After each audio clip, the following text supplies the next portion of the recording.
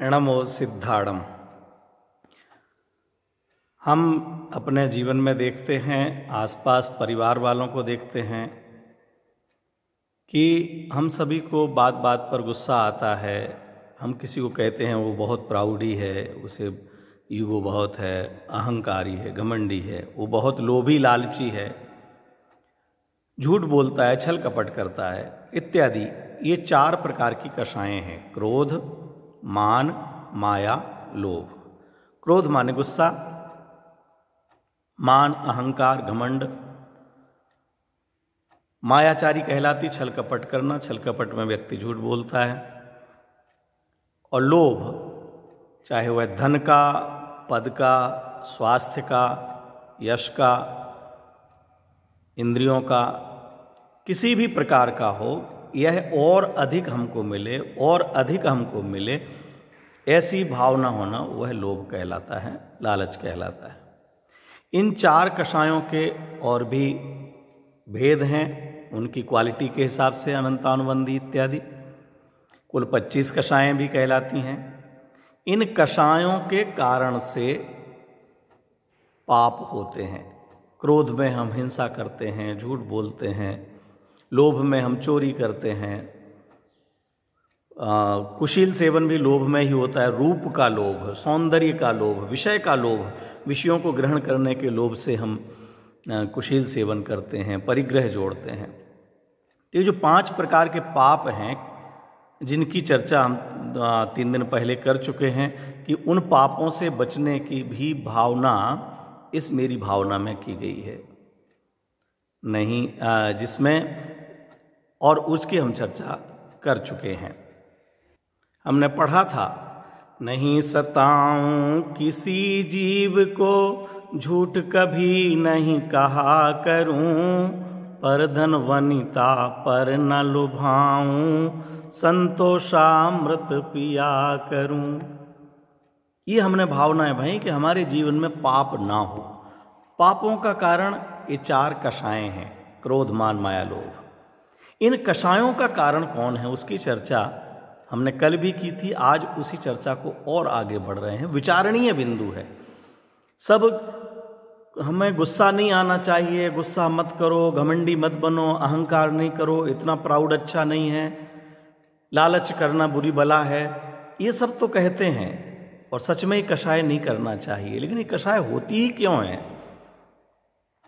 उस पर हम चर्चा कर रहे हैं। तो कहा गया कि मिथ्यात्व के कारण जब पर पदार्थ इष्ट या अनिष्ट भासित होते हैं तब कषाय उत्पन्न होती है। ये आप सुनिएगा और याद कीजिएगा।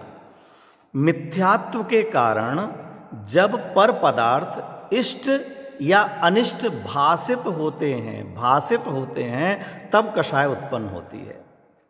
पहली बात, इसका कारण क्या हुआ? मिथ्यात्व। मिथ्यात्व किसे कहते? विपरीत मान्यता, मिथ्यात्व, गलतपना, गलत भावना, मिथ्या अभिप्राय, झूठी मान्यता। माने जो वस्तु व्यक्ति जैसा नहीं है हम उसे वैसा मानते हैं, जो अपना नहीं है उसे अपना मानते हैं, जो पूज्य नहीं है उसे पूज्य मानते हैं, जो बुरा नहीं है उसे बुरा मानते हैं, जो अच्छा नहीं है उसे अच्छा मानते हैं।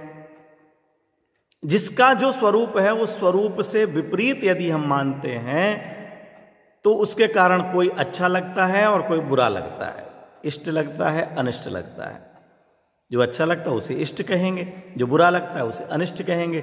और जब इष्ट अनिष्ट भासित होता है, विचारकों ने कितना सोच करके शब्द डाला। पहले कारण बतलाया, मिथ्यात्व के कारण जब पर पदार्थ इष्ट या अनिष्ट भासित होते हैं। भासित होते माने लगते हैं। इसका अर्थ क्या कि सच में वे पदार्थ इष्ट या अनिष्ट हैं नहीं, हमारे लिए इष्ट या अनिष्ट लग रहे हैं, हमने उनको अच्छा या बुरा मान लिया है। और किस कारण से? मिथ्यात्व के कारण। मिथ्यात्व क्या? जो वस्तु जैसी हम वैसी नहीं मान रहे। बच्चे हैं, बच्चों में बचपना होता है, बच्चे ऊधम करते हैं, तोड़ फोड़ करते हैं, खेलते कूदते हैं, अड़ोस पड़ोस के हों चाहे घर के हों, खेलते खेलते लड़ते हैं, लड़ते लड़ते फिर दोस्ती कर लेते हैं, फटाफट कट्टी हो जाती है, फटाफट मित्री हो जाती है, ये इनका चलता रहता है। अब हम इस स्वरूप को ना जाने तो उनके खेलने पर कभी खुश होते हैं, दोस्ती देख देख करके मुग्ध होते हैं, कितने बढ़िया बात कर रहे हैं, वो लड़ते हैं तो हमें गुस्सा आती है, क्यों लड़ते हो, क्यों लड़ते हो, तुम भागो यहाँ से, शोर मत करो, शोर मत करो। आप प्रवचन में लेकर के छोटे से बच्चे को पहुंच गए हैं, अब वो बच्चा क्या वहाँ शांत बैठ सकता है? कितनी देर शांत बैठ सकता है? क्यों? उसकी समझ में ही नहीं आ रहा कि आप क्या कर रहे हैं, ये आत्मा क्या, परमात्मा क्या, राग क्या, द्वेष क्या, मिथ्यात्व क्या। अब वो उधम करता है, आप डांट करके बैठालते हैं, वो थोड़ी देर चुप बैठता है, फिर कहता दादाजी घर चलो, पापा घर चलो, पापा मैं खेल के आऊं, पापा ये क्या कह रहे।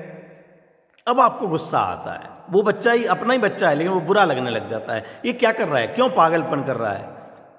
अरे इस बात को समझें कि वो बच्चा है, बच्चे में बचपना होता है, जिसमें बचपना है उसी का नाम तो बच्चा है। उसके अगर आपको स्वभाव ख्याल में आ गया और स्वीकार कर लिया तो फिर गुस्सा नहीं होगा।